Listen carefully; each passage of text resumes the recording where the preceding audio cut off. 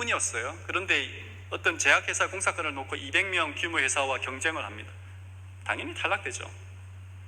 근데 낙심의 순간에 잠언 31장을 기억하면서 그가 사랑할 대상이 누구인지를 생각하며 이렇게 편지를 이렇게 쓰는 거예요. 그랬을 때에 이렇게 편지를 씁니다.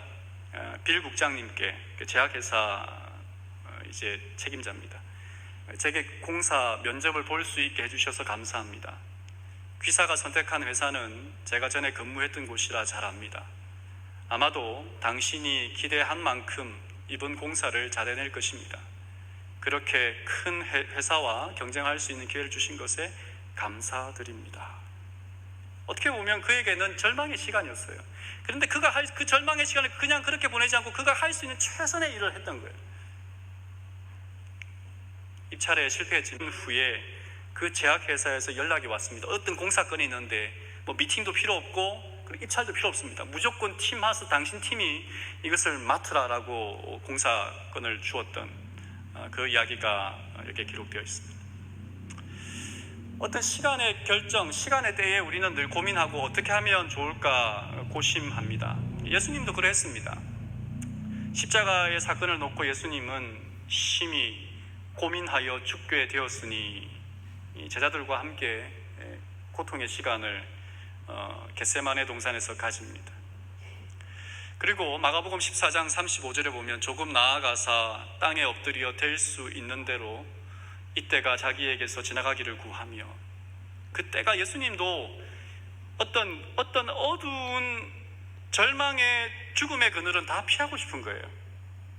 그런데 예수님께서 이렇게 말하잖아요. 아빠 아버지여, 아버지께는 모든 것이 가능하오니 이 잔을 내게서 옮기시옵소서. 그러나 나의 원대로 마옵시고 아버지의 원대로 하옵소서.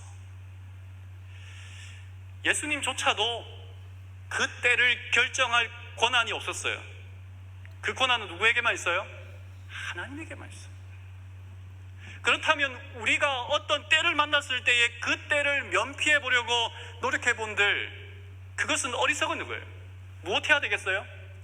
그 때에 우리에게 주시는 하나님의 영적인 삶의 복귀, 그것이 무엇인지를 생각해 보는 것이 우리에게 필요한 것이 아닐까.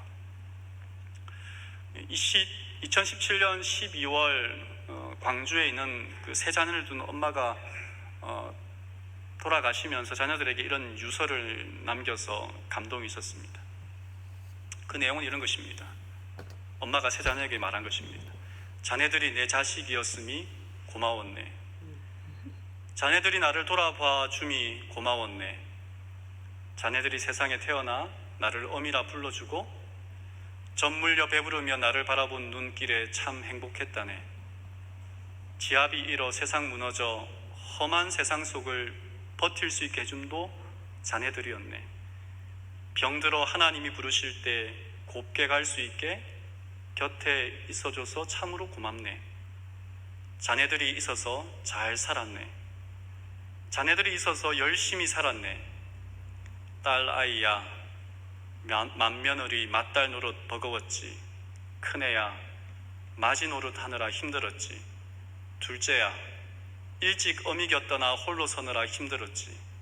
막내야, 어미저지 시원치 않음에도 공부하느라 힘들었지. 고맙다, 사랑한다, 그리고 다음에 만나자. 죽음의 때, 가장 절망적인 순간의 때에 사랑의 고백을 하고 어떤 영혼에 대한 삶을 희망하며 다시 자녀들과 만날 그 시간을 이렇게 보낸다는 것은 아름다운 일입니까? 네, 아름다운 영원한 삶의 열매가 여기에 보이지. 아름다운 일이네요. 그죠? 네. 오늘 말씀을 줄이면서 네, 전도서 3장 함께 19절에 이렇게 감사합니다. 말합니다. 인생이 당하는 일을 짐승도 당하나니 그들이 당하는 일이 일반이라. 다 동일한 호흡이 있어서 짐승이 죽음같이 사람도 죽으니 사람이 짐승보다 뛰어남이 없음은 모든 것이 헛됨이로다. 전도자가 짐승을 이렇게 거론한 것은 사람과 짐승이 똑같이 죽는다는 것을 이야기하고자 하는 것은 그 본질이 아닙니다. 짐승은 본능 따라 삽니다. 본능에 따라 사냥하고 본능에 따라 자기 영역을 지키고 본능에 따라 싸우고 본능에 따라 종족을 번성시킵니다. 근데 만약 사람이 본능에 따라 살게 되면, 본능에 좌지우지 되는 삶만 산다면 이런 짐승과 다를 바 없다는 거예요. 그런데 세상의 가치를 쫓는 본능이 아닌 영적인 본능을 쫓아가는 사람들이 될 때, 하나님께서 우리에게 허락하신 그 시간, 그때, 그 기한 속에 하나님께서 우리에게 허락하신 것이 무엇일까 하는 영적 복귀를 할 때 우리의 삶은 어떠한 삶이 되겠어요? 때를 따라 알맞으며 영원을 사모하는 마음을 가지게 된 하나님의 자녀의 삶을 살아갈 수 있지 않겠습니까? 이 가을 다시 한번 우리의 마음을 돌이키며, 전도서 3장 22절은 이렇게 끝맺음을 맺습니다. 그러므로 나는 사람이 자기 일에 즐거워하는 것보다 더 나은 것이 없음을 보았나니 이는 그것이 그의 몫이기 때문이라. 그의 뒤에 일어날 일이 무엇인지를 보게 하려고 그를 도로 데리고 올 자가 누구이랴. 자기 일이란 우리의 본분입니다. 내 삶의 본분이 무엇인가 하는 것입니다. 전도자는 우리의 인생이 끝이 나면 우리는 다시 이 땅에 존재할 수도 볼 수도 생각할 수도 없는 존재라고 이야기합니다. 그러므로 살아있는 동안, 지금 이 시간을 통하여 하나님과 함께